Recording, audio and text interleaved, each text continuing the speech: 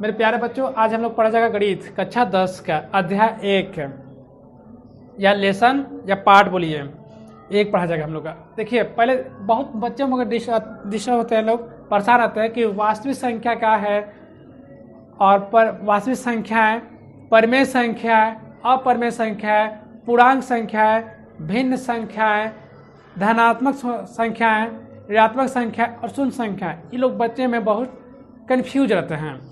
Confuse ना हो इसलिए हम आपको कुछ सीक्वेंस बताएंगे। वास्तविक संख्या में आपके देखिए वास्तविक संख्या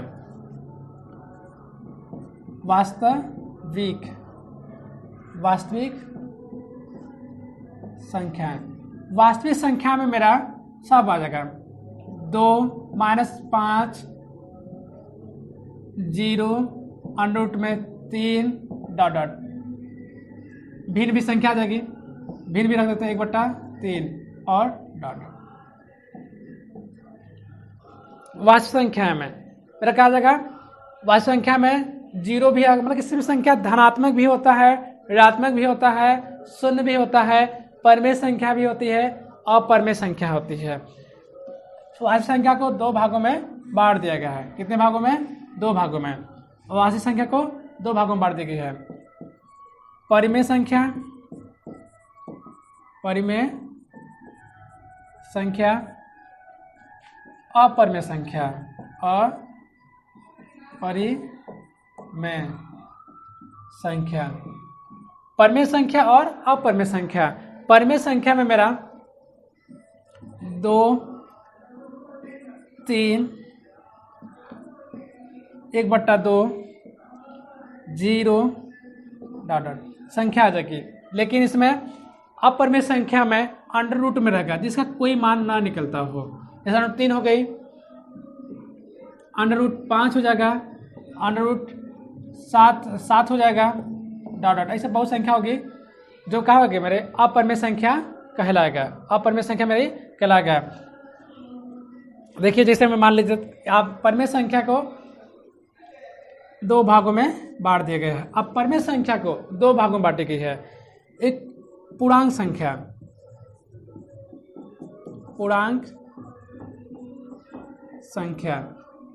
इसको भिन्न संख्या।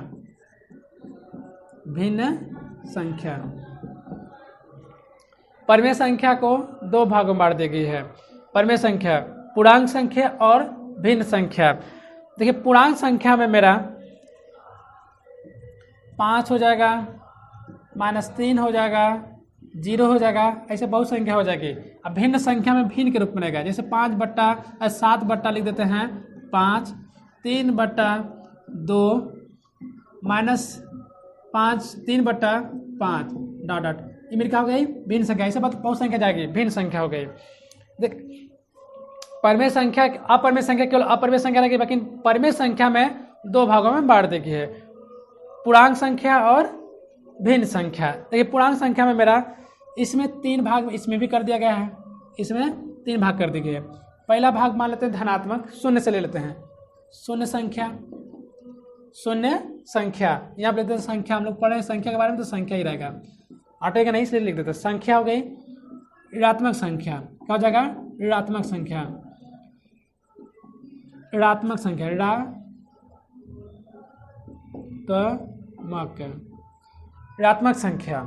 और धनात्मक संख्या। देखिए, शून्य संख्या में मेरा 0 आ जाती है। शून्य संख्या मेरा क्या आ जाएगा? 0 हो जाएगा। ऋणात्मक संख्या में माइनस में हो जाएगा, माइनस में कोई संख्या मेरी हो जाएगा, डॉट डॉट, माइनस संख्या हो गया। धनात्मक संख्या में प्लस रहेगा, कोई भी माइनस नहीं है। जैसे 2 हो गया, 5 हो गई, 6 हो गया, डॉट डॉट।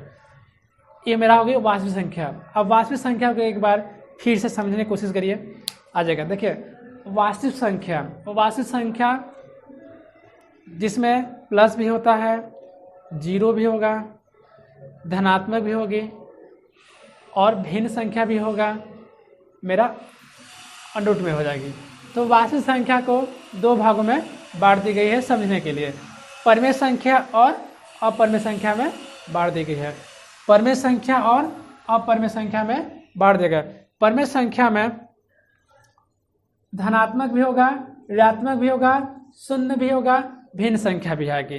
लेकिन अपरिमेय संख्या में अंडर रूट में रहेगा, जिसका मान होता बाकी इसका मान निकाला जाए तो नहीं निकलेगा, अब भिन्न के रूप में निकाला जा सकता भी है। पूर्णांक संख्या, आप देखिए परिमेय संख्या को दो भागों में बांट दी गई है, पूर्णांक संख्या और भिन्न संख्या। तो परिमेय संख्या को दो भागों में, पूर्णांक संख्या और भिन्न संख्या। भिन्न संख्या में, पूर्णांक संख्या में मेरा धनात्मक, ऋणात्मक और शून्य आते हैं। अब भिन्न संख्या में केवल भिन्न संख्या आएगी, जैसे हम यहाँ नीचे लिख दिए हैं। शून्य संख्या मेरा 0 हो गई, ऋणात्मक संख्या में मेरा क्या हो जाएगा, ऋणात्मक संख्या में -3 दिया है, 5 दिया है, धनात्मक संख्या में 2, 5, 6 हो गई।